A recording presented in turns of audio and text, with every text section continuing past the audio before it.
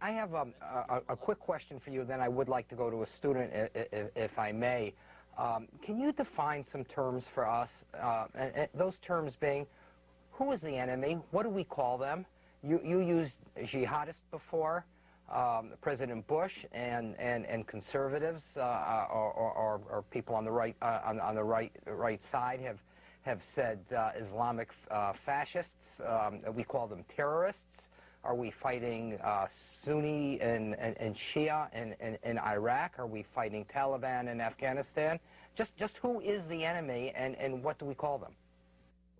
On the enemy, you know, in a way, I don't think it's as big a problem as some people do. We know who we're fighting. I call them jihadists because that's what they call themselves. You know, communists call themselves communists. These people think they're waging jihad. I don't see why we shouldn't just take them at their word and say that these are jihadists who want to spread Islam, their version of Islam, not all of Islam, by force, by brutal force, by intimidation, by terror. And we're going to stand up to that, stand with other Muslims and others in the Middle East and elsewhere who don't want that. And we need to fight them because they clearly are expansionists, they clearly are aggressive. I think that's the key in thinking about the current moment. This is a very aggressive, sort of dynamic, if you will, movement. And they've had success in recruiting people, obviously in many parts of the world. It has different elements, just as communism had Chinese communism and Soviet communism. There's Sunni and Shia. There are differences among Sunnis. Still, they have in common a desire to drive us out of the Middle East, to prevent moderate Arab regimes or moderate Islamist regimes from emerging, to insist on Sharia in every land that they're in and export it to some additional lands. So I think that's a pretty clear enemy.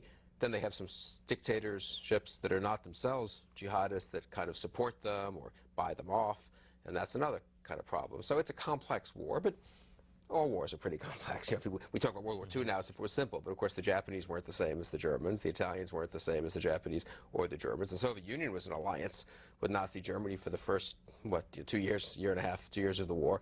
I mean, these are complicated wars, and you have to be a little bit subtle in therefore how you conduct them.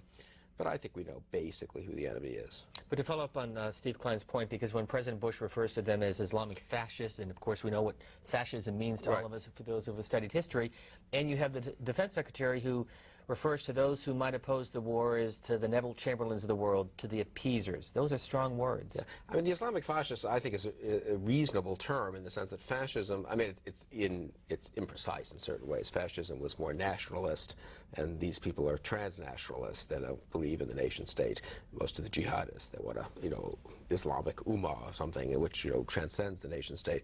Still, insofar as fascism was violent, dictatorial, aggressive, sometimes almost apocalyptic, it's not unreasonable to ascribe that term to these to elements, at least, of the jihadists. And indeed, Christopher Hitchens and Paul Berman, and perfectly respectable people who are not, in the case of Berman, a Bush supporter even, and in the case of both of them, come from the left, have used the term. So I mean, I don't have a strong view one way or the other. I'm not sure it's the absolute perfect term to use. Appeasement is, again, these analogies are all limited, but I don't think it's ridiculous to say that there are people, as there were people who were public-spirited and decent people in the 30s who thought the way to deal with this threat was to pull back or not to pick a fight here or here or here. And I tend to think in this case, too, that that will be a mistake.